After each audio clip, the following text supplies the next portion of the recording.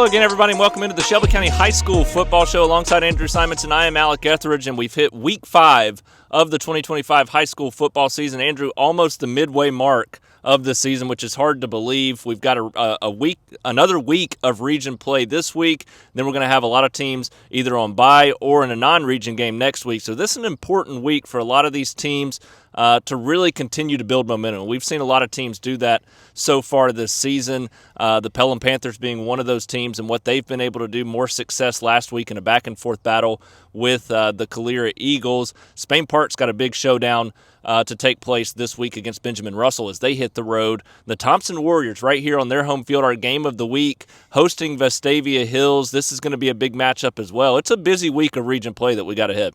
Yeah, definitely. I think a lot of potential for some really close matchups. You have multiple opportunities for top 10 matchups that we might see when the rankings come out later this week. So this is going to be a really fun slate and a lot of really good chances for teams to make those statements going into non-region week, because this is when you need to figure out what you need to work on going into either non-region or the bye, and then get right for that home stretch. Yeah, that's going to be the big key. I mean, you've got several teams not only in playoff contention, but we have several battling for region championships right now across the board. When you look at Thompson and Spain Park, two that we just mentioned, Pelham undefeated in region play right now as well. The Shelby County Wildcats playing some good football among several other teams that are vying for region championships. The Briarwood Lions, who have turned it around real quick in the first couple of weeks of region play as well. They've got an important stretch coming up as well. So a lot of big games to get to. I'm excited just talking about the preview of all these, but we got an in-depth preview and look ahead to all the games taking place this week, a big week of region play. Our SCR Stars of the week at the end of the show. The Montevallo Bulldogs are our only team on bye this week. Obviously want to thank Montevallo Main Street for supporting the show this year. If you didn't get out to Tinglewood Festival, we got a great video recap of that, but they got plenty of great events coming up in Montevallo the rest of the year, so make sure to check them out throughout the fall and the winter season. But that's going to take us to this week's show. We're going to dive straight in. We're going to talk about all of the games. We're going to talk about our SCR Stars, which we've got a great list of players. Hard to narrow it down to the 4 that we're going to honor, and then the honorable mention as well. So stay tuned for that at the end of the show. But we're going to dive right in and start right now with our game of the week here at Thompson High School. It's an important week for the Thompson Warriors. The offense continues to play well. The defense continues to play well. They beat Oak Mountain 41-0 this past Friday night, their second consecutive region shutout, and they've now beaten their first 2 region opponents by a combined score of 110-0. Yet head coach Mark Freeman will tell you he's not satisfied with what the offense has been able to do, and that's in particular because he wants to see a little bit more balance and sustained drives because he knows what's ahead with this tough slate in Class 7A Region 3. And that starts this week with a Vestavia Hills team coming to Warrior Stadium that sits at 3-1, has played some challenging teams, and looked really good so far this season. So we got a great breakdown of this game ahead. Before we talk about this game, though, we got to tell you about Montevallo Wayne's Pest Control, who's a proud sponsor of the Thompson Warriors on this year's Shelby County High School Football Show. And while the Thompson Warriors are playing defense against their opponent, Wayne's Pest Control is playing defense for your home. This football season, don't let mosquitoes, fleas, or ticks sideline your family's outdoor fun. Wayne's environmentally safe mosquito treatments will keep your yard clear, and their affordable Mosquito Plus program will also eliminate fleas and ticks. Protect your family and pets today and take the bite out of the great outdoors. For quality service and peace of mind, trust Wayne's Pest Control. Call 866-WAYNES1 or visit callwaynes.com to learn more. And Andrew, you look at this Thompson team. They've played one of the best teams in the country. They lose that one by 1 in overtime. Arguably looked like the better team in that game, too. Outside of that, they've been pretty flawless so far this season.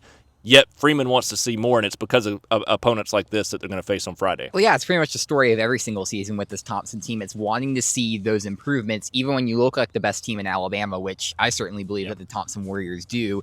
It's those little marginal gains that are going to be what takes this team over the top. And I know this coaching staff realizes it, and I think these players also realize it too, just from speaking with guys like Dedrick Kimber, who you're going to see this week on the Red Zone with Tyler Rayleigh.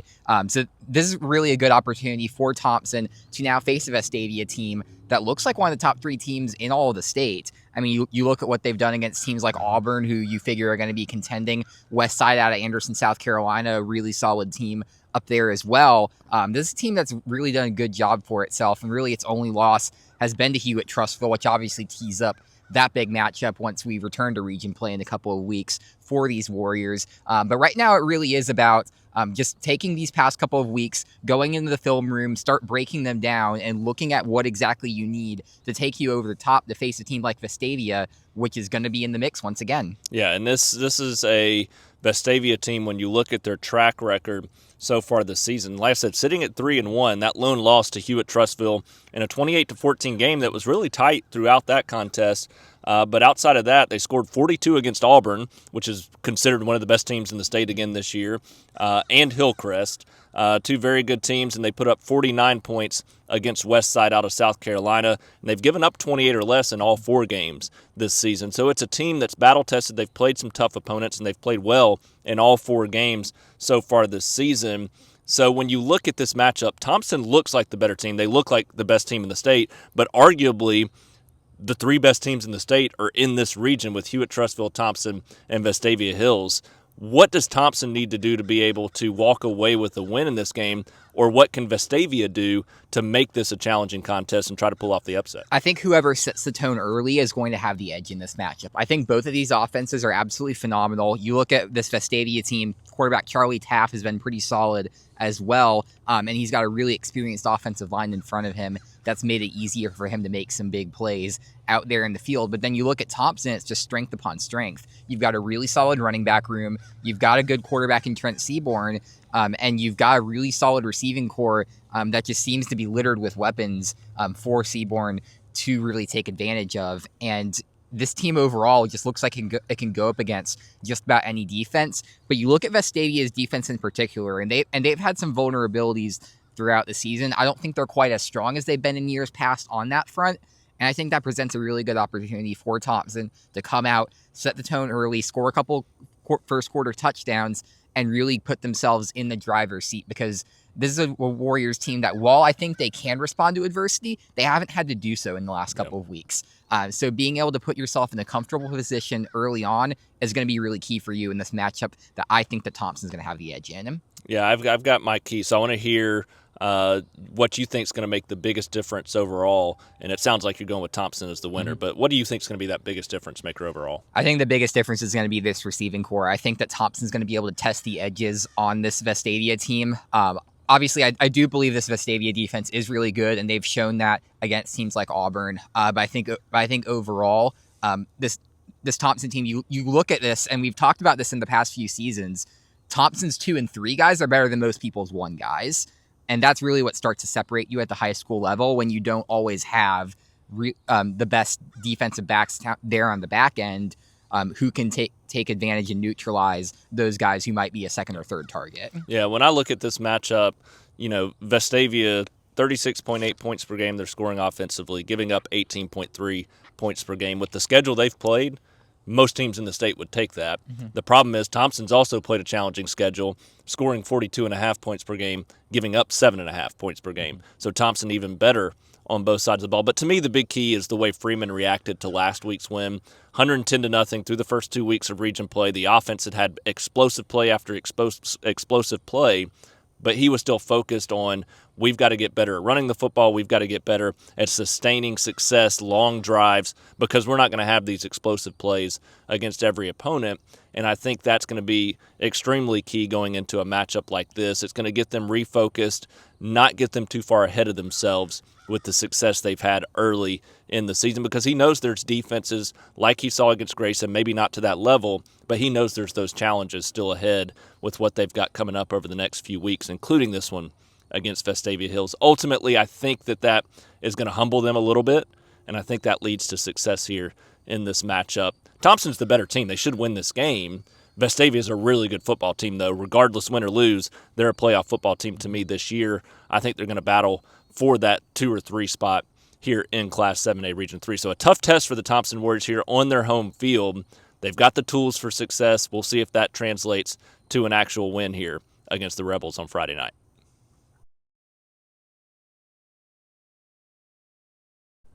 It's 2-2 Oak Mountain versus 0-4 Tuscaloosa County, and it also is a reunion for head coach Chris Bell down at Tuscaloosa County as the Oak Mountain Eagles hit the road to Tuscaloosa to take on Tuscaloosa County this week. And Chris Bell, the former leader of the Oak Mountain Eagles, had some success running that option-style attack for Oak Mountain, especially when he had Evan Smith running things at the offense there several years ago. Now he takes on an Oak Mountain team that's showed some success at times this year, but has also shown some struggles at times, in particular on the offensive side of the football in 3 of their 4 games so far this season. But we've seen some positive signs from the Oak Mountain Eagles. Meanwhile, Tuscaloosa County is reeling right now, searching for any momentum they can get. And before we tell you about this game, we got to tell you about Wayne's Pest Control, proud sponsors of the Oak Mountain Eagles. While the Oak Mountain Eagles are playing defense against their opponent, Wayne's Pest Control is playing defense for your home. This football season, don't let mosquitoes, fleas, or ticks sideline your family's outdoor fun.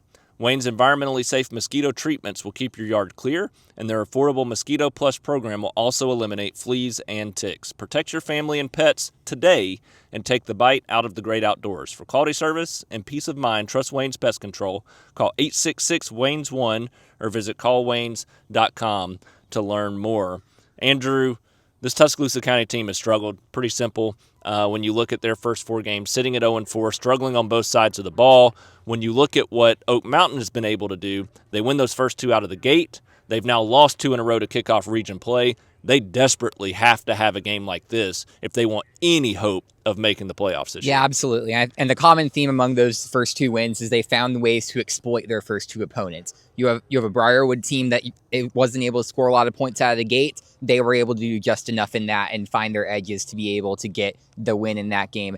And then you have a Pelham team that was prone to giving up big plays after a solid early start, and then you were able to do that, hit the Hail Mary in the end, get enough to win that one. But then the last 2 weeks in particular, you go up against some improved competition.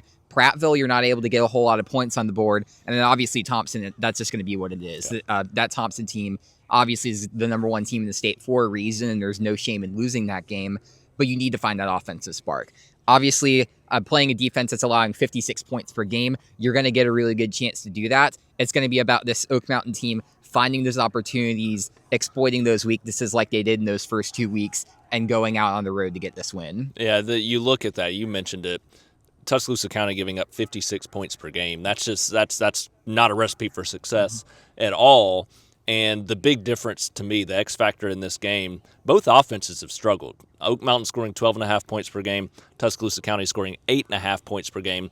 But there's a 31 point per game differential when you look at the defensive side. Oak Mountain's defense has played some good football this year, and they really didn't play awful against Thompson. They gave up the explosive plays, but that's to be expected against an offense like that. Everybody else, the defense has played pretty good football other than maybe a quarter or a half against Pelham and then some of that game against Thompson. So to me, the defensive side of the football is the difference maker. Yeah, and that kind of falls in line with what Oak Mountain was last year. Obviously, they had an astronomically high point per game total last year on the defensive side, but a lot of that came off of explosive plays, and we've seen that within the games like against Pelham, like against Thompson.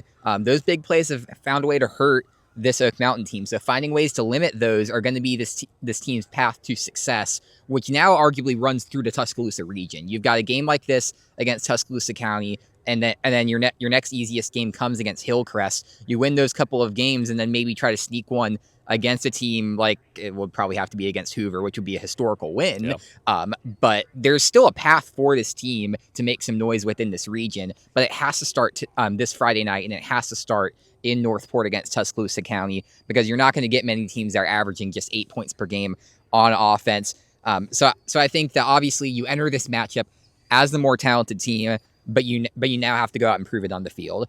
I think the margin of victory in this one is going to be very crucial to seeing just how far this Oak Mountain team can go. I do like the Eagles within this one, but I think there's a lot of room within this matchup to show just how much they should be favored throughout the rest of the season. I agree. I think you need to go out and win convincingly to show something for the rest of the year. And I think it goes back to what are they going to do on the offensive side of the football from that standpoint. Defense is going to play well in this football game, but the offense is going to have to take that next step. They're going to have those athletes step up, and they're going to have to see a young quarterback in Charlie Vaccarella continue to take those next steps and progress. So the more they do that, the more success they have on the offensive side of the football to pair with a defense that's pretty solid, the more success the Oak Mountain Eagles are going to have this season. I think they win this one as well on Friday night, but a big stretch ahead coming up after this. Hoover, Vestavia, Hewitt, Hillcrest. That's a tough close to region play, and they're going to have to win a couple of those games. The path to success starts this week with Tuscaloosa County.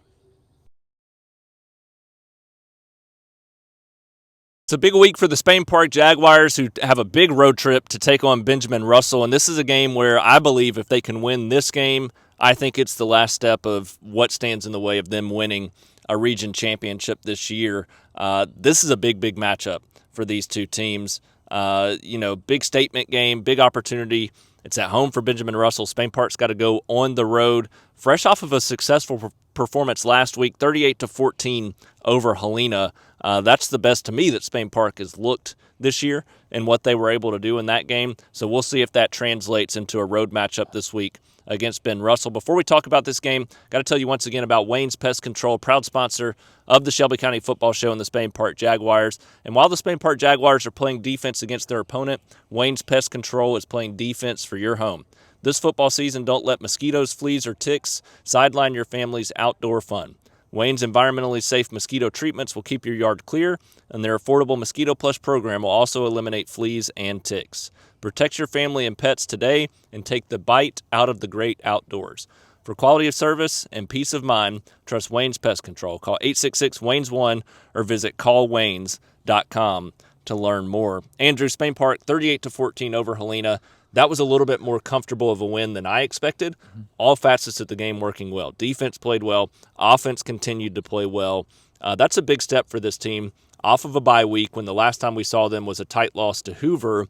What stands out to me about this team, we know they're going to have opportunities for success with the quarterback they have in Brock Bradley and the weapons he has around him, but the defense has been consistent throughout the season so far with what they've been able to do. Yeah, that front seven looked absolutely suffocating those first couple of drives against Helena, which is really where the game was won. That start from Spain Park, that 31-point first half, was really where they started to set their tone. Obviously, Helena definitely found its chances as the game went along, but with Spain Park able to come out and set that early tone, especially on the defense, there were a couple drives where Benton didn't break, giving up a couple of third downs before getting a big stop. But then just a lot of 3-and-outs for this team. It looked really, really good, and you had a couple of guys in E.J. Curley and J.D. Bonamy who just absolutely dominated in terms of the tackle category.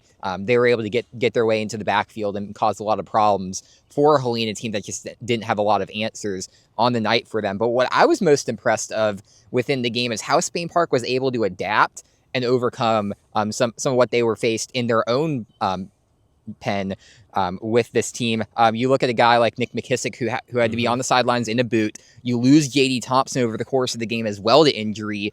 So you're really down to your third running back in Hudson Hibbert. And so that forces you to then rely a little bit more on your pass game than you would possibly like to. You know the Spain Park team, while they are a pass-happy team and love to hit those explosive plays in the air, they love to set the tone on the ground. Yeah. And I know Vakakis definitely wanted to be able to mix it up a little bit more on offense. But when the plays are working to Rigo and McClure, there's really no other thing that you need. They were able to do such good work on the offensive side through the air, and those big pass plays were working all night long. So that was really what impressed me about the Spain Park team, is it's a true complete team that is really able to hurt you in a lot of ways. And it looks a lot like the team that we saw last year that impressed for so long in the season. And I think seeing guys continue to step up as a receiver position, to me, that was the biggest question mark. Running back as well, but who was going to step up at receiver this year? And we've seen that success translate on the offensive side of the football. But you do mention the running back position, the health there, that being an important factor for Spain Park moving forward. And that, to me, is where you have this balance offensively. You've got some depth there at the running back position. You've got some guys to spread it out to at receiver. So to me, it translates to the other side of the ball, and that's the defensive side.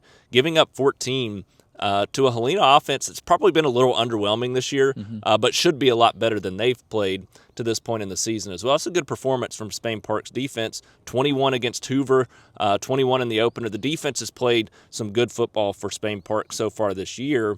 On paper, Benjamin Russell, stats-wise, looks like the better team, scoring 37.8 to Spain Park's 32, giving up 15.3 to Spain Park's 18.7. But this is a Spain Park team. You look at last year, very similar situation. That was a game that we thought was for the region championship, and similar start to the season for both of these teams. Spain Park comes out and wins that one 42-15. They want to be physical. They want to set the tone with that defense and set a physical approach. I think that's what they're going to come out and do in this one as well. Yeah, I think that's what they're going to have to do to win this game, is establish yourself as the better team and really just exert yourself, especially on the defensive side. Obviously, Sideri and Morgan going to be target number one. Guys like Joe Cross and other guys in the secondary, Carter Holloway as well, they're all going to be extremely important to neutralizing him and what Benjamin Russell's able to do, because they also have a really big, really physical quarterback who came in over the offseason and has been a really solid guy for them as well, despite being an underclassman. But you look at this offense overall, and there's a lot of ways for Benjamin Russell to assert itself as the favorite in this matchup. So you have to set the tone early on defense. Do what you've done in the last couple of weeks and really make sure that the defensive side is going to be what you hang your hat on, because then that makes it easier for the offense to go out, find its moments, and be able to make those big plays, especially if you don't have as much of a run game as you have to start the season. So I think that's definitely going to be key. I think Spain Park going to have to win that battle in the front seven, and especially along the edges as well. Just turn in a complete defensive performance and then see what happens from there, because I think if they do that, they're going to have a very good foundation for success. Yeah, Benjamin Russell, they lose that opener 25-20 to Opelika. Since then, every game they've scored in the 40s and given up 16 or less. The defense has given up 25 or less in every game so far this season. It's a team that's playing some good football. Spain Park's a team that has played good football to this point, and I don't think they've reached their ceiling yet. I think they've got a lot more potential left. So, Andrew, it's the moment of truth. On paper, this is a very close matchup. How do you see this one going? Yeah, I think it's going to be really close, and I think because of the success of these defenses, it's going to be a little bit lower scoring than we might see in some of the other matchups. I mean, you look at Spain Park Hoover, that was a slugfest through the first couple of quarters. I expect a similar game in this one here. But I want to go back to something that Vakakis said in his post-game interview, and he said that this team is a solid foundation, which I completely agree with. The coaching staff is there. It's gotten this team in a really good place. And with a guy like Brock Bradley, you always have something good to fall back on. But what do you have to build on top of that? Mm-hmm. And I think this team has answered some of those questions, but not all of them. I look at guys like Ken Arrigo and Mason McClure. Those guys have been really solid on the offensive side, and the offensive weaponry is really starting to build around them. And then you have guys on the defense like EJ Curley and Joe Cross, who have really are also done some good work. JD Bonamy and Carter Holloway have had phenomenal seasons as well. But who's going to step up for them in this matchup? Because I think it's going to be the surrounding pieces, the supporting pieces that are going to take the Spain Park team over the top, particularly in the backfield. You need guys like Hibbert to have a good night, and you need to be able to set some of the tone on the ground to be able to give Benjamin Russell a few different looks as well. It's a really good Benjamin Russell team, coached well by Kirk Johnson.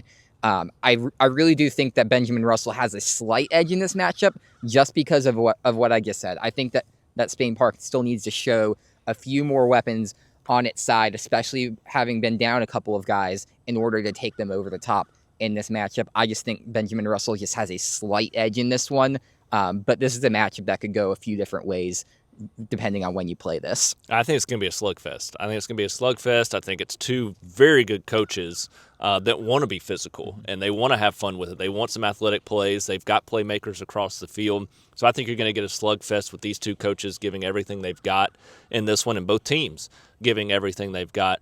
But I go back to the concerns I had about Spain Park coming into the season and what they've done to this point to kind of shore up some of those concerns and put those to rest for me. And it's really the balance that we've seen on the offensive side of the football. I do think the rushing attack, that run game, is going to have to show a little bit of improvement this week. They're going to have a little bit more balance. But the biggest question mark for me, in addition to the defense continuing what it had done the last couple of years and the improvement they had shown on that side of the ball, was at receiver and what they were going to do. You've got one of the best quarterbacks in the state. Who's he going to throw the ball to this year? And they've answered those questions very quickly and done a great job with it. You've had guys step up left and right, and I think that's been the biggest difference maker so far for Spain Park. I think it showed out last week, and I think that's going to be the difference maker in this game. That balance offensively, but in particular what they can do with the passing attack, I think lifts Spain Park to a big region win here. It's going to be a lot of fun. It's going to be a great battle. We're on two different sides of the fences, but it's going to be one I think we both agree is going to go down to the wire in that second half. Both teams with an opportunity to win. Leg up in region play for the winner of this game. Strong chance at a region championship if you're able to walk away with a victory here in this big matchup.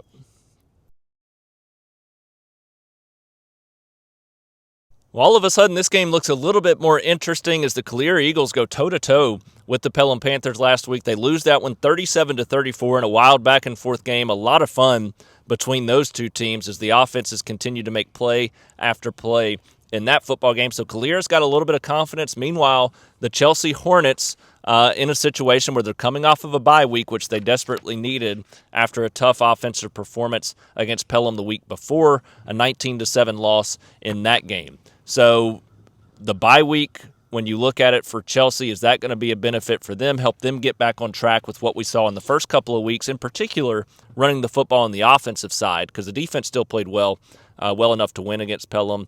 And then Calera, did they do enough to build confidence last week against Pelham to be able to come into a game like this and pick up a region win? I think with Chelsea, they've been the more consistent team over the course of the season. You generally know what you're going to get. You have a really good offense. On that side, that admittedly got a little bit stifled against Pelham. I think that Pelham's defense had a really good outing in there, arguably its best of the season. But overall, I think with Chelsea, you know you're probably going to get into a shootout with these guys, especially with the continued struggles along the edges for this team. But with Calera, it's a little bit more inconsistent. You have moments where the team really isn't able to get anything on the offensive side and is really giving up some big plays on defense, but then you have moments like the fourth quarter last week against Pelham where you outscore the Panthers 20-7. So it's really hard to pin down what exactly Calera wants itself to be, and I think that's part of the reason why they're sitting at 0-4, despite having some really good opportunities to win arguably the majority of their games that have been so far in the schedule. This is a team that right now could be sitting in this game with a winning record coming into this matchup against Chelsea, but it's the ability to put things together consistently over 4 quarters that has hurt this team. And if they're not able to do so against Chelsea, I think that's going to result in another Hornets win as well. Yeah, this matchup, you look at it on paper and complete opposites right now. Chelsea scoring 32.7, giving up 25.3. Calera scoring 18.8, giving up 36.8. They did take a major step offensively against Pelham. That was what I was, because Pelham's defense has drastically improved this year, and they've been playing well, and Calera went out and put up 34 points last week. So I do think their offense is finally starting to show some progression. But this is a Chelsea team that wants to be physical. They want to wear you down from an offensive standpoint. And the defense is good. Their defense is good. And I think that's what's going to resort back, a step back for Calera this week, is that offense going up against a physical type of defense that they're going to see in Chelsea. Yeah, exactly. I think this team's physicality is what takes it over the top, like you said, because I've been harping on this for the past couple of seasons. When you have a dominant run game that is physical in between the tackles, it's really hard to stop it. And that's what you got in guys like Chase Malone and Morgan Barnes, and I think they're going to pace the way once again for this offense, maybe set up a couple of big pass plays, but the run game is their bread and butter. We saw that through the first 3 weeks of the season. They're going to continue to do so in this matchup against Calera. But with Chelsea really able to use your front seven to dominate the line of scrimmage is definitely going to help in this matchup. Take out guys like J.D. Henderson and guys who are in the backfield with this team. And really cause some problems for Jordan Ward to where he has to make a couple of quicker decisions than he would probably like to. I think if you're able to do that, set the tone on offense, set the tone on defense, doing both physical approaches, I think Chelsea is going to have the edge in that regard. And I think just that consistency, like I said earlier, you have a solid foundation that you can always fall back on for Chelsea. I don't think Calera has that right now. I think I could definitely be proven wrong over the rest of the season if this team starts to put it together. But I think Chelsea right now just has the edge in that regard. We know more of what we're going to get from them, and I think that their baseline is higher than Calera's right now. I agree. I think that Chelsea, in particular, is going to look more like the team on offense that showed up the first 2 weeks of the season, scoring 40-plus in both of those games. I think that's what we're going to get out of their offense this week. And with their defense being consistent throughout the season, that's going to be enough. I do think Calera is going to do some things to make this a close game. They took a major step last week against Pelham, and I think they're going to get better and better. They're eventually going to steal a game or two that people don't expect them to, so just wait on that. They're going to win a couple of games this year that surprise some people. So we'll see if that starts this week against Chelsea or not. But right now, with what we've seen, like Andrew said, from a consistency standpoint, that Chelsea defense playing well and the offense looks like it should get back on the ground to what we saw the first couple of weeks. So I expect a Chelsea win in this game as well. Should be a lot of fun, though. County battle down at Calera High School. Great opportunity for both of these teams when it comes to picking up that first region win this season. The Helena Huskies fall 38-14 to the Spain Park Jaguars this past Friday night. A tough showing for this team, in particular, well, really on both sides of the ball. Their defense has come to expect a little bit more than that, and we both had higher expectations for the offense coming into the season, and they hit a 2-week stretch now that's very important. They don't have a region game the next 2 weeks. This week it starts with a 5A state title contender in Moody, who won this game a year ago. And then it's going to continue to get more challenging, but another non-region game next week to prepare for the second half of region play and what lies ahead for this team if they want to make the playoffs. And they've got to improve from what we saw last week. Before we break down this game against Moody, though, we got to tell you about Oak Mountain Hearing, proud sponsors of the Helena Huskies on this year's Shelby County High School football show. Don't let hearing loss bench you this season. At Oak Mountain Hearing, we help you stay in the game so you don't miss a single play. Whether you need help with hearing aids, hearing loss, or tinnitus, Oak Mountain Hearing is here to help. Now open in Pelham, call 205-728-1690 to set up a consultation. Don't let hearing issues affect your well-being. Hear every word effortlessly with Oak Mountain Hearing. 205-728-1690 or oakmountainhearing.com. And Andrew, this is a Helena team we had high expectations for coming into the season. There were some question marks as well, but it's a team that we expected to compete at least for one of those top 3 or 4 playoff spots, if not for one of the top 2 spots or region championship. And they're 1-1 in region play. They've still got every opportunity ahead for them, but we got to see some improvement, especially after that 38-14 showing against Spain Park. Yeah, I think they've shown in those first few games, that performance against McAdory and against Spain Park in particular, that this team has a lot of holes that it needs to fill. And in particular, I think the offensive line really put itself in the position early where Nate Ferguson was pressured a lot and they weren't able to get a lot done on the line of scrimmage. So I think that that's going to be where the biggest improvements need to lie. Is shoring yourself up against a really good front seven is going to be the key to getting wins on the back half of the schedule. Obviously, the next 3 weeks against teams like Moody, Oxford, and Ben Russell going to be extremely tough. But you really have some opportunities on the back end of the schedule to go 500 on the year, and with that, get probably the 3 or 4 seed within this region as well. There are a lot of opportunities there in front of this Helena team, but it's going to be about how you perform the next 3 weeks, the signs that you show against those better teams, to then when you can take them into the more winnable matchups towards the back half of the season, those last 4 games that are going to be extremely crucial for this team. I think the other big things are they just need to limit big plays as well. You saw this team give up a lot of plays along the edges to Spain Park, and especially a team that didn't have a good run game on itself.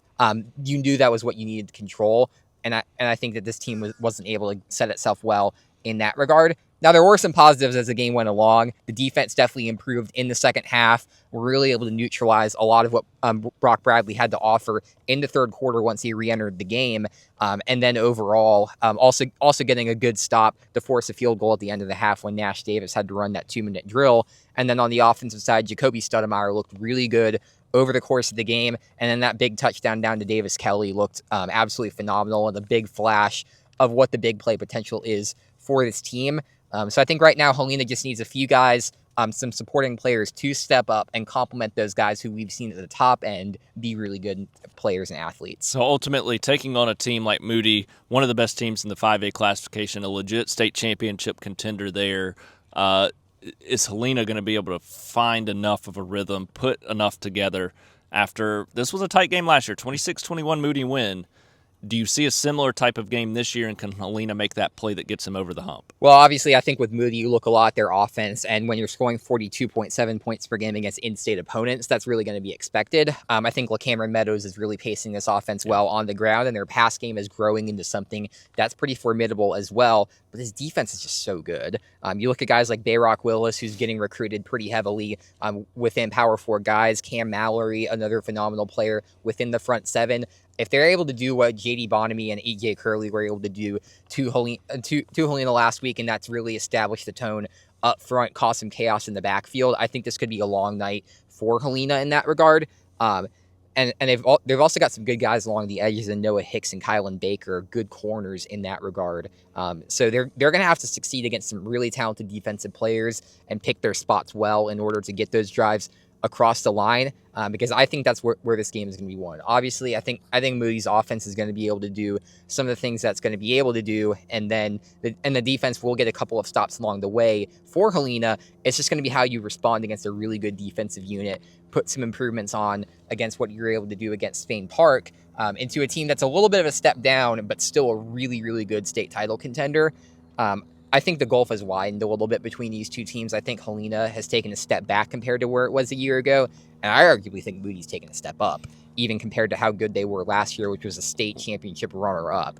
So I think Moody wins this game fairly handily. Helena's offense, between 14 and 23 points in their games this season, consistent. They've been consistent. The defense, they've given up 34, 5, and 38 in their 3 games, inconsistent in the wrong way. To me, it's those 2 games where they gave up 34 and 38 points that really worries me about this team moving forward, and they're going to have to quickly adjust things to have success down the stretch, because it's not a team that's built to win games in the 30s and 40s consistently. They may win a one-off game like that, but they're a team that wants to make it a game that's played in the 20s or less, and if your defense is giving up 34, 35 points, that's not going to be successful, and it's especially not going to be successful against a team like Moody that is built to win games in the 30s and 40s. You look at their schedule so far, they have that season-opening loss to a really good Gainesville, Georgia team. Since then, 31-7 over Oxford, 42-21 over Jacksonville, 55-0 over St. Clair County. They're playing good football right now. They've been consistent in all the right ways. I think you're going to see the Moody Blue Devils also walk away with the win. But for Helena, if you lose this game, you want to lose it just like you did last year, 26-21. You want a game in the 20s. You want a tight game, and that's going to be what builds momentum for this team moving forward. They have the talent to be more successful than what we saw last week, and really against McAdory as well. In that game, just a slow start that cost them. So the defense, again, slow start defensively in that game is what led to the McAdory loss. They're going to have to start fast. We talk about it all the time. That defense has to come out and set a tone. They can do that against Moody. You can do it against anybody left on the schedule. So we'll see if they're able to make that happen. But right now, Moody, the more consistent team, and playing like the better team going into this matchup. The Pelham Panthers last year, they finished the season 1-9. That lone win came against Chilton County. That is who they take on this week. And guess what? The Pelham Panthers already have 2 more wins than they had all of last season. So this team already playing with a lot more confidence, now taking on a team that it looks like they should be the heavy favorite against when they take on Chilton County this Friday night, as the Panthers look to move to get this 3-0 in region play. And they've got some fun big matchups ahead on that region schedule that could mean a playoff berth or a region championship if things really go their way down the stretch. Before we talk about this game, we got to tell you about 3D Air Services, proud sponsors of the Pelham Panthers. And since 2005, 3D Air Services has proudly called Shelby County home. They're more than just your trusted HVAC company. They're your neighbors, friends, and supporters. From keeping your home comfortable year-round to sponsoring local schools and athletic programs, they are committed to making a difference in our community. Just ask your neighbor. Chances are they've already been there. As proud sponsors of the Pelham Panthers, 3D Air believes in the power of teamwork, dedication, and community spirit, values they carry with them in every job they do. 3D Air Service is your trusted neighbor, keeping Shelby County comfortable one home at a time. And this is a Pelham team that looks comfortable right now, in particular on the offensive side of the ball, as they showed some progression there. Dylan Smith, Marcus Arnold, Jacob Gibbs, so many guys stepping up. Tristan Rutledge at running back. This offense has taken a big step. The defense, though, is the most improved unit from last year to this year. It didn't show that way last week against Calera, as they give up 34 and a 37-34 win. But going up against this Chilton County team, I expect the defense to come back and have a big performance, which sets the tone for the offensive side as well. Yeah, and I think the big name of the game for this team needs to be consistency, because Pelham has had its really high moments, and those highs are extremely high. When this team is clicking, they look like a top 10 team in 6A, full stop, both on the offensive and defensive side. But you look at the games like against Oak Mountain and the games against Calera, where they either start slow in the case of the Oak Mountain game, or with Calera last week, give up 20 points in the fourth quarter and just kind of stall out from an offensive side. So I think there are still a few things that need to be ironed out for this team before we call them full-out region title contenders. But this is still a really good team that's going to have its way with a Chilton County team that's extremely struggling. So the big thing for this week is a complete performance. That's exactly what you need. You need to dominate from the first whistle to the final whistle, both on the offensive and defensive side. Put together a big performance that you can take into the bye week, and then against a big one against Spain Park. Yeah, this Chilton County team sitting at 1-3 right now on the season. Like you said, though, to me, it's all about consistency and getting back in that routine. We praised the defense heavily last week. I just talked about how good and improved they've been this season. But then they go out and give up 34 against a Calera team that struggled to this point in the season. So I do think consistency is the name of the game for the Pelham Panthers going into this matchup. But at the end of the day, Pelham's a better team. Yeah, because you look at this Chilton County team, they look toothless against a Helena team that was dealing with a backup quarterback in Caleb Soriano making his first start. Obviously a good performance out of him, but Chilton County overall didn't really have much answers. And then they got blown out by Ben Russell in their last outing. So I really don't see many paths for Chilton County to win this one just because they haven't had a whole lot to offer on either side of the ball.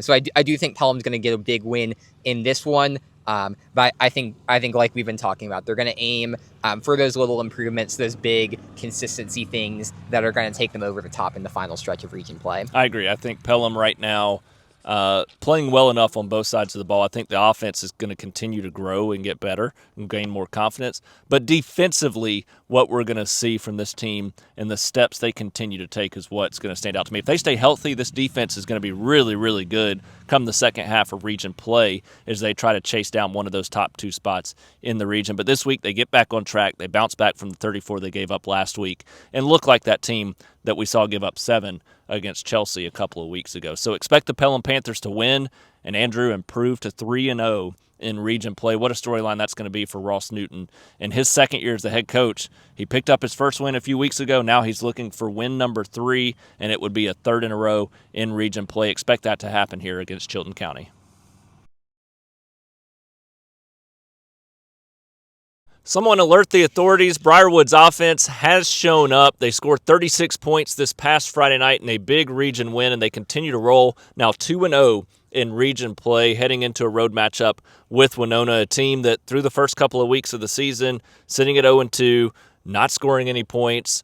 We didn't know what was in store for the Briarwood Lions, and now they sit not only with high hopes of making the playoffs, which they should at this point, but with high hopes of a possible region championship this season as well. They've got a couple of big matchups that are going to determine that. One of those this week with a road matchup to take on the Wenonah Dragons. Before we talk about this matchup, though, we got to tell you about a proud sponsor of the Briarwood Lions for the second year in a row on the Shelby County High School Football Show, and that's 3D Air Services. Since 2005, 3D Air Services has proudly called Shelby County home. They're more than just your trusted HVAC company. They're your neighbors, friends, and supporters. From keeping your home comfortable year-round to sponsoring local schools and athletic programs, they are committed to making a difference in our community. Just ask your neighbor. Chances are they've already been there. As proud sponsors of the Briarwood Lions, 3D Air believes in the power of teamwork, dedication, and community spirit, values they carry with them in every job they do. 3D Air Services, your trusted neighbor, keeping Shelby County comfortable one home at a time. And Andrew, I don't know about you. When I saw that start for Briarwood, I did not think it was going to go well the rest of the season, despite what we saw last year after an 0-5 start when they win 5 in a row to end and looked like one of the best teams in the 5A classification. Now they've done it again. They've just done it far sooner in the season, which is a big benefit. Yeah, how's this for a stat? Through 2 games this season, Briarwood had just 3 points against both Homewood and Oak Mountain. The last 2 games against Carver and Ramsey, 50. Yeah. And that's been the biggest difference. Because you look at these games last year, these games against Carver, against Wenonah, and against Ramsey, the offense really didn't have much of a spark, obviously without Luke Reynolds at the time, and they just really were searching for anything on the offensive side, and that was ultimately what decided their season. You look at these games this year, they found that answer in week 3 with with Jamison Barnes on the ground, running from the quarterback spot. But then last week, you add another layer to the offense with Charles Dedman starting to realize some of his potential in the pass game. I thought he definitely had some potential to grow as a quarterback coming into his second year as a starter, and I think last week was truly a breakout game for him, really asserting himself within the quarterback spot and finding ways to hurt a good team of athletes in Carver. And I think they're going to need that balanced approach on the offense to carry into the rest of the season and in games like this. And there's no way they go into a matchup like this flat for two reasons, in my opinion. One, just turn on the tape from the first couple of weeks, and that gives you all the motivation that you need to prove doubters wrong.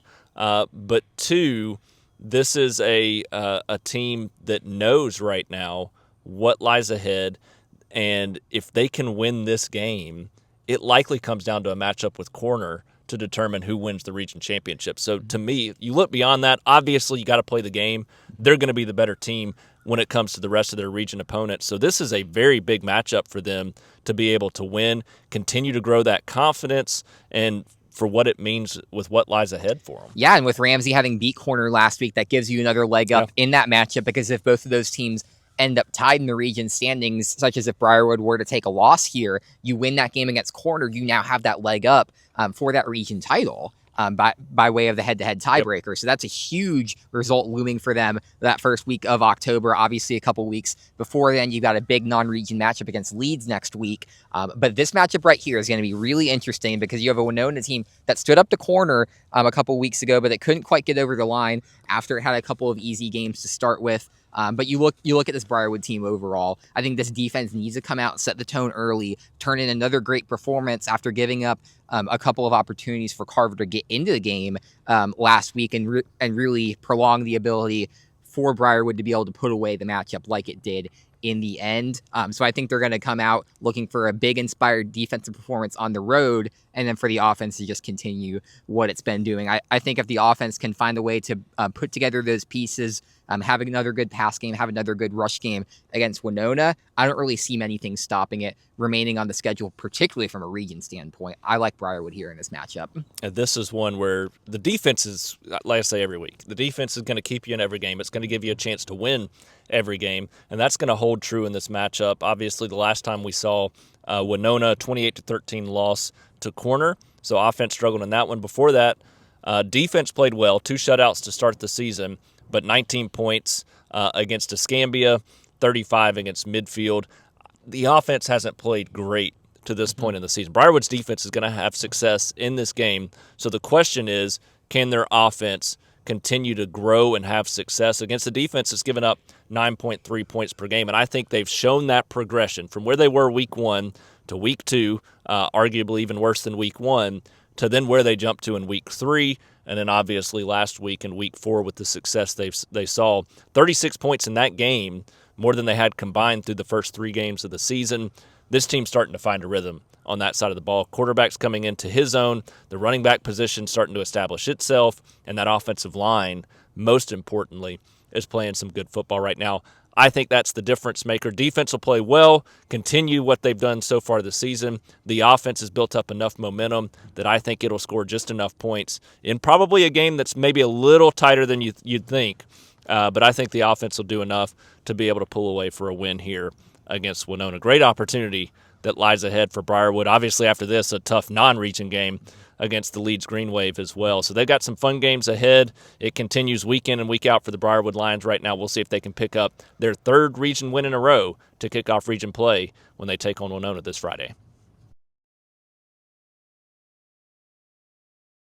The Shelby County Wildcats have bounced back in impressive fashion the past 2 weeks to kick off region play. After falling to Holtville 35-13 in week 2, the Wildcats take down Sipsey Valley 31-8, and then this past week 41-7 over Jemison. They're starting to show what we expected defensively. That game against Holtville was a struggle on that side of the ball. To me, I said it coming into the season. I continue to say it. This team is going to be as good as the defense plays. In the last 2 weeks, it may be a little bit about the opponent as well, but the defense has gotten back on track, giving up 8, giving up 7, and it came at just the right time because now they get a very challenging game that arguably could be for the region championship. You got Demopolis in the mix there as well, But to me, Northside, Shelby County, and Demopolis, the three best teams in this region. So for Shelby County, hitting the road to take on Northside this week, Andrew, is this a week where they make a statement, really at the midway point of the season? Yeah, they're going to have to, because you have a Northside team that I think looks even better than last year when these two teams really had an entertaining offensive battle going on over in Columbiana. They got a quarterback in Jackson Rhodes, who his stat line so far this season, 855 yards, 17 touchdowns, 0 interceptions. This Northside offense has been on an absolute heater since the start of the season, and they're a top 10 team in Class 5A for a reason. So I think now it's going to come down to the defense as well. The front seven has looked extremely strong, and you look at the games like against Sipsey Valley, really good opportunities for this team to take a step up and impact the game along the line. They did exactly that. You look at a game like Jemison last week, a guy like Eli Carlisle steps up for 3 sacks. I think this team is really good and really complete along the front. It's just the big plays along the edges have really concerned me with this team, because you'll have times where guys like Andreas McGinnis make a really good interception like he did late in the one against Sipsey Valley, and then you also have the start of that game where the secondary is just giving up big plays to Sipsey Valley, a team that ultimately the turnovers cost them in that regard. But now you have a Northside team that's going to play really good, really clean, really consistent football. And I think that's really going to be what decides it. I think the offense for Shelby County continues to have a good day. Obviously, you'd like to have Ryan Sipes back so you can have that passing edge and you don't have to rely on the run game heavily. But we saw how the run game was able to gash Northside last year. And now that you have guys like Devin Alexander and Tyson Duncan and Noah Trenholm playing up alongside guys like Ethan Hall, who has really been the bell cow for this team to get those big plays, I think you have a really good complete run core backed up by an offensive line, which I praised all year as one of the better units within the county. So I think they're going to have some success in that regard, but limiting big plays is going to be the decider between this one ending up in a blowout for Northside or for Shelby County to have a chance in the end. Yeah, I think when you look at it, this is a Northside team. The success they've had so far, scoring 52.5 points per game, giving up 3 points per game. They've given up just 12 combined points through their 4 games this season, including 2 shutouts, 2 games of giving up 6 points. Defense is playing well. The caveat to that is that they have not played the toughest schedule, but Shelby County hasn't really played the toughest schedule either, and their toughest opponent they lose to 35-13. So at the end of the day, there's a lot for both of these teams to prove. I think that Northside's maybe a little bit – they're better than they were last year. Shelby County may be about the same, maybe a hair a little bit worse than they were last year, but this is still a really good football team, which to me says this is a very even matchup. Yeah, this is going to be one of the more entertaining games on our slate for that reason. You've got 2 teams that are pretty strong on both sides of the ball, but I think a couple of big plays are going to decide this one, and right now I'm leaning towards Northside to be able to make those. In that regard, I think Shelby County still needs to put a little bit together on the offensive side. I think the big plays have certainly been there. I mean, especially if you get Ryan Sipes throwing to Dominic Woods, you have that in that regard. And I think last week they took some of the steps to where against Sipsey Valley, they weren't able to get across the line and get those first downs on the ground. But then you have a huge run game last week for Shelby County, and that really proved to be a big success for them against Jemison. If they're able to do that, they're going to have a shot in this one. But I think the big plays from Jackson Rhodes are going to be enough to get the Rams this one. And consistency, too. We've seen consistency from Northside to this point in the season. Every single game, even if it has been an easier opponent, they've taken care of business in the exact same fashion. I don't think it's going to be as extreme this week as what we've seen from their first 4 games. I do think Shelby County keeps this close because of the defense, or should I say if the defense continues to play like we expect it to. If they can do that, Shelby County keeps this a game. They have a chance to win like they did last year, but ultimately they're going to have to find that one big offensive play that can push them over the top in this one. And right now we've seen that more consistently offensive approach from Northside this season. I think Northside does take a tight game, but if it goes into the second half, 1-score game, it's anybody's ball game at that point. And the winner of this one would not be surprised if they're sitting as the region champion at the end of the year. All facets of the game working for the Vincent Yellow Jackets this past Friday night as they take down Lamar County 53-18. The offense is playing well. Special teams had a big game in that one as well. The offense continues to progress from a rushing attack standpoint. That continues to be a highlight, but they also continue to progress as a whole. So playing some good football. Now they get a Sulligent team that has played pretty consistent. Hadn't been great, hadn't been bad. But this is a game that Vincent won last year 29-6, and I think with the growth we've seen from this Vincent team this year, it puts them in good position going into a game like this. Yeah, exactly, and it's going to be a game that will likely be a top 10 battle. You had Sulligent come in ranked in the bottom half of the top 10 last week, and then Vincent in that 10 spot as well. I expect both teams to maintain those rankings as a result of their records from this past week. And you have a Sulligent team that's really looked strong overall as well. Their only losses to a 3A state title contender in Winfield. And then you have an Isabella team that comes in, which would then go on to beat Tuscaloosa Academy last week. And Sulligent was able to get something across the line and beat Isabella in that matchup, which I think says a lot about the Sulligent team. I think they're a lot better than what last year's matchup showed, which was a 29-6 win for the Jackets. So this is going to be one of the more tough tests on the schedule, and it's going to be about replicating those performances from the last couple of weeks for this Vincent team. I think if they can get that rushing attack going like it has the last couple, we saw a light switch flip a few weeks ago before they went into the bye week. Then they come out, they play well out of the bye week and continuing to do those same things.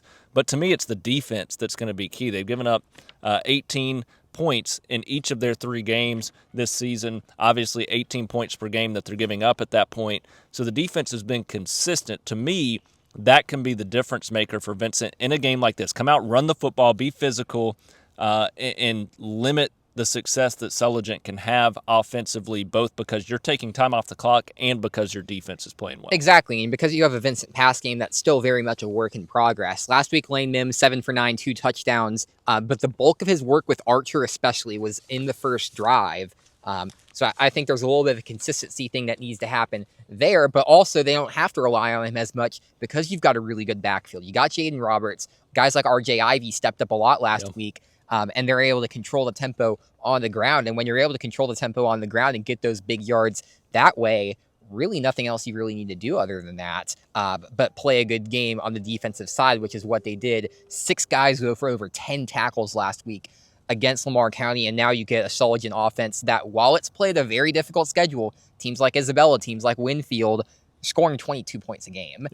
So I think there is definitely an opportunity for Vincent to set the tone on the defense, and I think they're going to have those plays as a result of the run game to win this one in a close one. This is going to be its biggest test so far. Full stop. This is going to be Vincent's biggest test. But I think they've been building to this one, and I think they're going to get over the line. I agree. I think that early in the season, they were trying to find an identity, in particular, well, really on both sides of the ball, but in particular on the offensive side of the football. And I think they found it going into that bye week. They win that game before. I think they found a little bit of their identity that week. They had a bye week to build off of that. They looked their best this past week, and now I think they continue to progress from that into a matchup like this. Like you, though, I think this is going to be a little bit closer than last year's game, and I think it boils down completely to the defensive side of the football. They gave up 6 in this one last year. You want to keep this game under 20 points if you're the Vincent defense and the success that you hope to have. So we'll see if that transpires on the field, but like you, I think Vincent has been building toward this for the first part of the season. I think they have success and walk away with the win as well. That takes us to our AISA and ACSC breakdown. The Cornerstone Chargers are going to be on a bye this week. They continue to have success this past Friday, continue to look like the front runner for that 8-man state championship once again this year. Coosa Valley, though, in action again at home against Escambia. Evangel, they hit the road to take on Ezekiel as they get another tough matchup coming off of a tough loss to Freedom last week. And Andrew, both these teams coming off of losses, both have expectations right now, though. You look at Coosa Valley, they win their opener, they get a forfeit win in week 2. They're sitting at 2-0. They had a bye week, so they hadn't played in a while. Then they stepped back on the field last week. They fall 60-46 to Trinity in an offensive shootout. Still some positive signs there for the Rebels. And then when you look at Evangel, they're reeling right now, but this is a team that expects to win state championships in the ACSC at the 8-man level. They're hoping for a big bounce back against a rival this week. Exactly. And if you're Evangel, I think there's obviously a lot of factors that go into that result. Last week against Freedom, you're missing your quarterback in Eli Black, so you're forcing really a baseball guy in Trey Hope to step up in that regard and try to use his arm to get past a Freedom team that was absolutely blowing people off the doors offensively. But I think it's been a little bit of a mental thing as well for this Evangel team. You look at a couple of big losses. I think that those are the kind of results that can really start to get you down. And the big goal going into last week was don't let that snowball into another bad performance against Freedom. I think they did so in that regard. And they allowed 30 unanswered points on defense after a pretty strong start, which is typically a strength for them. Yep. And I mean, yeah, you have 4 guys go for over 7 tackles, but I think overall you need to see a little bit more improvement on that side. But the biggest thing is the slate is wiped clean now. Conference play starts now. Freedom being a non-conference game, everything else being an out-of-state opponent before that. You now have 4 games in order to determine where you're going to be going into the playoffs. So definitely use those games in order to set yourself up well for that ultimate goal, which is the ACSC title. I think this team comes into this matchup motivated and flips a switch against an Ezekiel team that, yeah, it's going to be a pretty tough test.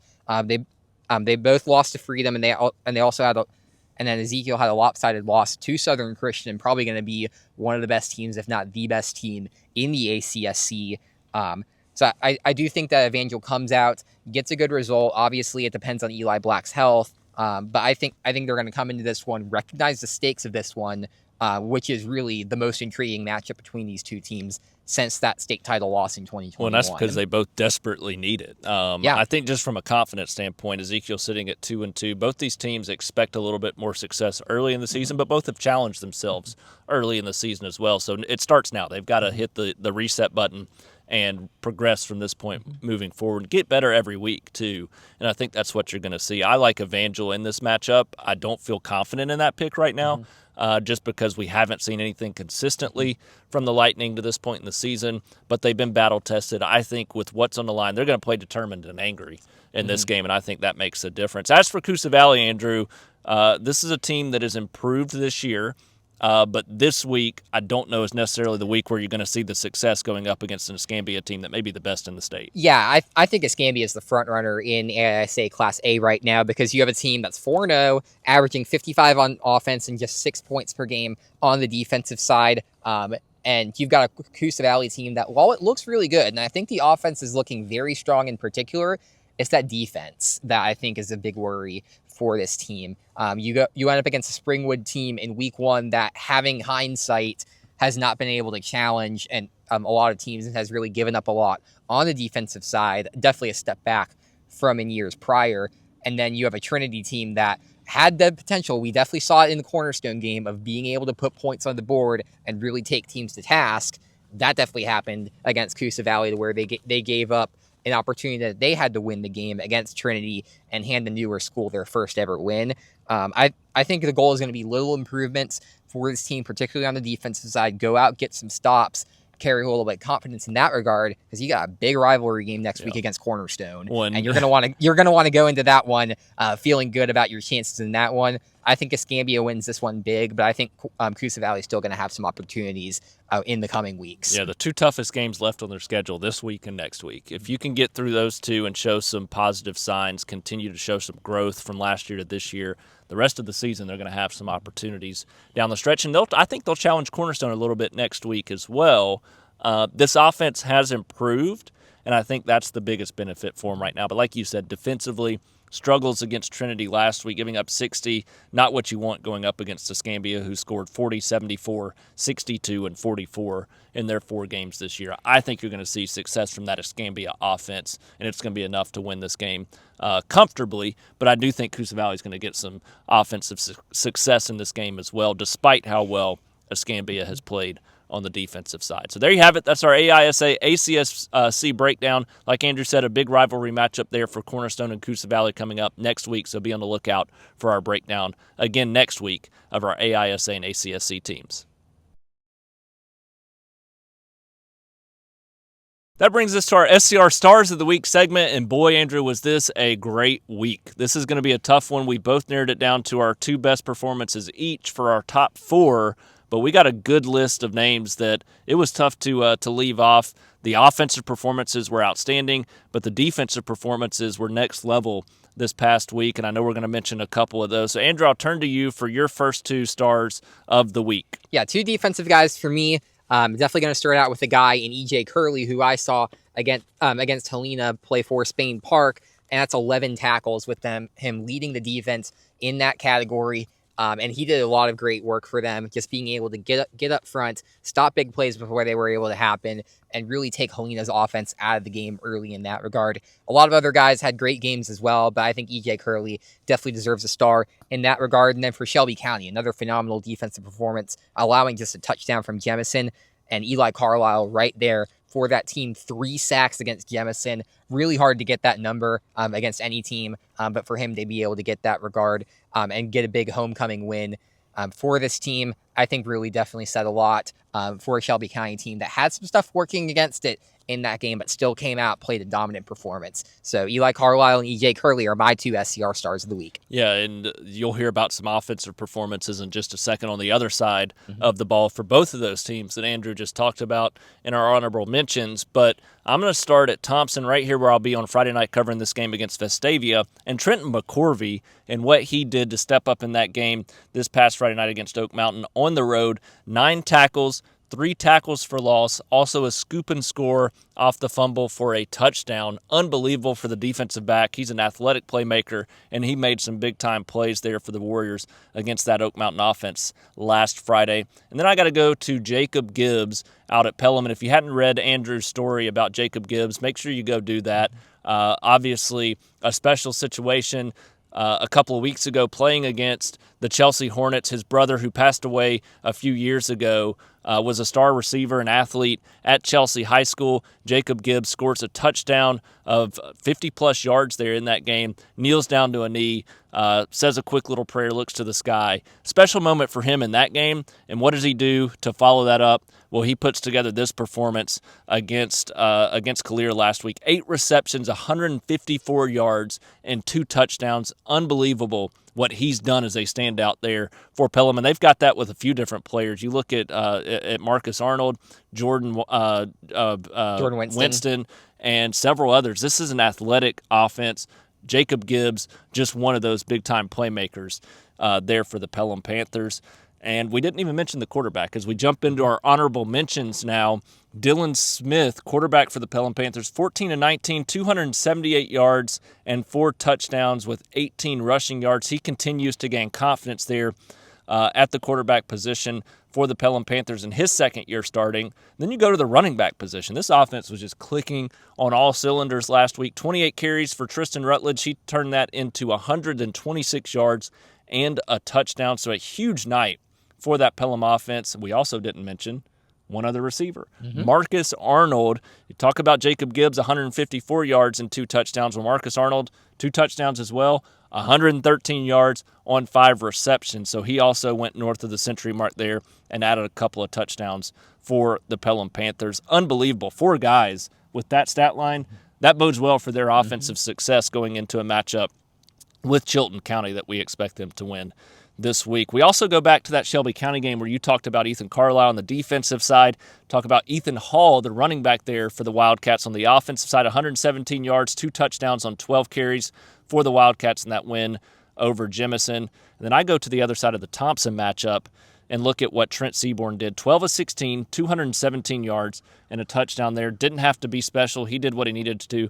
But I'm telling you, he is one of the best quarterbacks I have ever seen throwing the football on the run. Some of the throws he made while he was on the move in that game were outstanding. He continues to be, obviously, one of the best quarterbacks in the country. Charles Dedman also continues to grow there at Briarwood. 18-27, 167 yards passing and 2 touchdowns, added 23 rushing yards.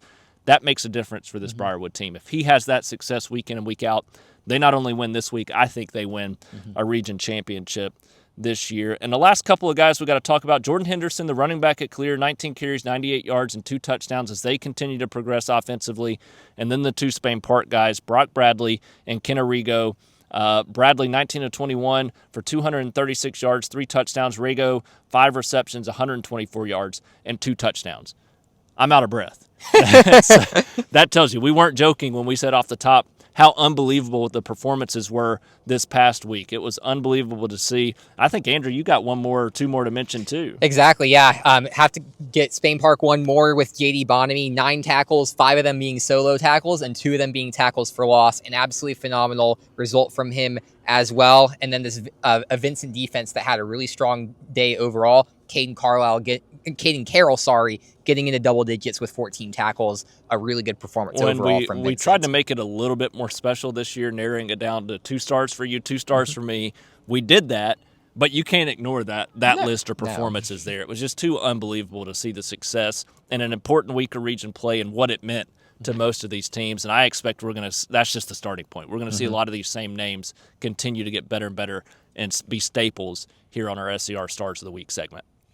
That brings us to the end of this week's Shelby County High School Football Show, and as we do every week, we got to turn to our bold predictions and what we expect is going to be the big thing we're talking about after Friday night. So, Andrew, I turn to you. What's the bold prediction here as we head into the third week of region play? Thompson wins by at least 2 touchdowns here on Friday night against Vestavia Hills. Okay. And that's really not a slight against Vestavia because I think they're a very good team, a very solid group overall that's going to do a lot of damage within this region and within the playoffs. But I think Thompson's just on another level right now. With the way this team is clicking on both offense and defense, I think there's going to be a lot of really good results against really good teams over the course of the season. And I think that starts this week with a big statement against the Rebels. Yeah, I think they're going to win by 2 touchdowns too.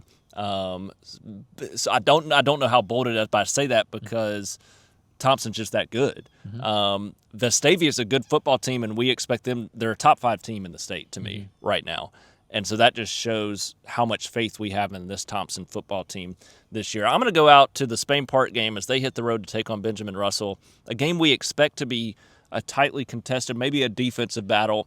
I think you're going to see the Jags for the second year in a row score 35-plus in this matchup. Wouldn't be surprised if you see Benjamin Russell also get close to that number, so we may get a shootout. But I think it goes opposite of what we kind of expect going into the matchup, which is more of a defensive type of game. I think you're going to see some success for both of these offenses in that game. I think you're going to get a back-and-forth battle, and I think you're going to see both of these teams score a lot of points, but in particular, I think Spain Park a little bit more. So I said a couple of weeks ago that I thought we would see I think it was the Chelsea-Pelham game. They would go for like 80 combined points, and they went for 26. So does not bode well if you're an offensive fan for my prediction there, as it'll probably now be like a 20-10 game. But I really do think we're going to see some fun offensive fireworks in that game. So it's going to be a lot of fun, Andrew, as we go into this third week of region play, 5th week of the season. When we come back next week, we'll be talking midway point of this football season, which is hard to believe that we're at that point. But it's going to be a lot of fun the rest of the way. We got a big week of region play next week, non-region games, and some big ones at that next week. But we can't wait until then to share all the excitement for what we're going to be able to talk about from this coming Friday night and all the region action that we'll see coming up this week. It's going to be a lot of fun. We'll see you all live on Friday night, our Facebook Live pregame show, Instagram, Twitter, and YouTube as well. So make sure you're subscribed there. We appreciate all the support and can't wait to see you on Friday night.